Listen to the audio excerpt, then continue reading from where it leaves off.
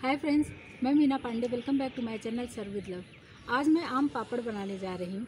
अगर आपको मेरी वीडियो पसंद आती है तो लाइक, शेयर एंड सब्सक्राइब करिएगा।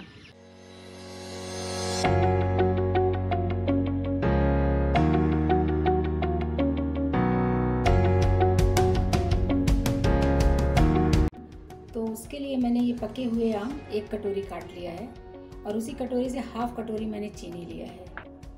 इसको मैं पेस्ट बना लेती हूँ। तो आम का पेस्ट मैंने बना लिया है। इसी में जो हाफ कप चीनी लिया है, ये चीनी किसी में डाल के मैं पीस लेती हूँ। तो ये चीनी डाल के आम और चीनी दोनों मैंने पीस लिया है। इसको मैं इसी अपने पैन में ही डाल देती हूँ। मीडियम गैस पे इस तरीके से चला लेती हूँ। चलाते हुए इसको पकने देती हूँ। ये देखिए पकना स्टार्ट हो गया। तो इसमें देखिए शाइनिंग भी बढ़ गई है, चमक थोड़ा ज़्यादा हो गई है पहले से। तो इसी तरीके से थोड़ी देर में 2 से 3 मिनट तक और पका लेती हूँ। कैसे इसको इस तरीके से मिलाते हुए फिर साइड से इस तरह जो फैल जाता है तो साइड से इसको हटाते रहेंगे, नहीं तो क्या होगा कि उधर चिपक जाएगा और डार्क कलर आ जाएगा। तो इस तरह से मैं इसको 1 मिनट और पका लेती हूँ। तो गैस को अभी के लिए मैं कम कर देती हूँ और इसको चेक कर लेती हूँ। तो ये देखने में ये लग रहा है अच्छे से शाइन भी आ गई है और 5 से 7 मिनट तक इसको मैंने पका लिया है। तो अभी के लिए गैस बंद कर देती हूँ और इसी पे मैं इसको ठंडा होने देती हूँ 5 मिनट। तो ये हल्का सा ठंडा हो गया है, उतार लिया है, ठंडा भी हो गया हल्का सा।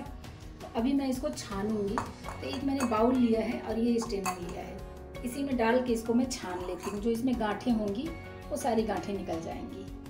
तो इसको इस तरीके से चलाते हुए मैं इसको छान लेती हूँ। ये देखिए नीचे पल्प गिर रहा है। तो ये देखिए मैंने छान लिया है इसका, इसमें कुछ निकला नहीं है।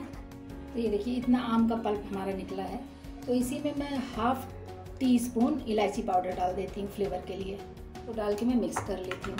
वैसे इलायची पाउडर मैं कढ़ाई में भी, पैन में भी डाल सकती थी, मगर अभी डालने से क्या होगा कि इसका टेस्ट और स्वाद और बढ़ जाता है इस टाइम पे डालने से। और मैंने ये 2 प्लेट लिया है।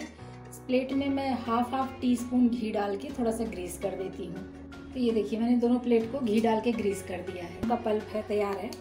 इसको मैं इसी पे डाल के इस तरीके से, आप अपने अकॉर्डिंग मोटा पतला कर सकते हो। तो इस तरीके से मैं फैला देती हूँ। ये देखिए 2 प्लेट में मैंने इसको फैला दिया है। अभी इसको होल नाइट के लिए मैं पंखे के नीचे रख के सुखा दूँगी। फिर मिलती हूँ कल। तो ये देखिए हमारा आम पापड़ रात भर पंखे के नीचे रह के सूख गया है। तो अभी दोनों सूख गया है। तो ये किचन का जो नाइफ होता है, इससे तरह से चारों तरफ से हम इसे छुड़ा देंगे। फिर इसको कॉर्नर से ऐसे थोड़ा सा पकड़ने के लिए जगह बना लेंगे। धीरे धीरे इस तरीके से उठा लेंगे।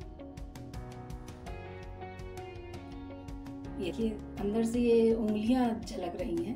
तो ये देखिए इस तरीके से इसको भी मैं धीरे धीरे करके ऐसे छुड़ा ली। ये देखिए ये भी हमारा आम पापड़ बिल्कुल अच्छे तरीके से निकल गया प्लेट से, बिल्कुल ट्रांसपेरेंट बना हुआ है। प्लेट को ही मैंने ये उल्टा कर लिया है। इस तरीके से डाल दूंगी। नाइफ जो होता है उससे, चाहे ये पिज़्ज़ा कटर हो, हम इससे इसको काट लेंगे। इस तरीके से मैं काट लेती हूँ। जितनी चौड़ी पट्टी आपको काटना हो उस हिसाब से आप काट सकते हैं इसको। और सेम उसी तरीके से मैं अपना ये दूसरा वाला भी काट लूँ। तो ये देखिए ये भी इस तरीके से कट गया है। तो अब इसको चाहे तो हम छोटे छोटे पीस में काट सकते हैं। जैसे ये देखिए इस तरीके से हमने काट दिया। कुछ तो हमने चौकोर चौकोर काट लिया है और कुछ जो ये हमारे पास ये है, इसको मैं इस तरीके से इसे रोल कर दूंगी। ये भी देखने में बहुत अच्छा लगेगा। इस तरीके से दबाते हुए इसको मैं रोल कर लेती हूँ। ये देखिए इसको भी मैं ऐसे रख देती हूँ। ये देखिए तो ये हमारा आम पापड़ बन के तैयार हो गया है। इस तरीके से आप लोग भी बनाइए और कमेंट्स बॉक्स में ज़रूर बताइएगा कि कैसा बना है। लास्ट तक मेरी वीडियो देखने के लिए थैंक यू।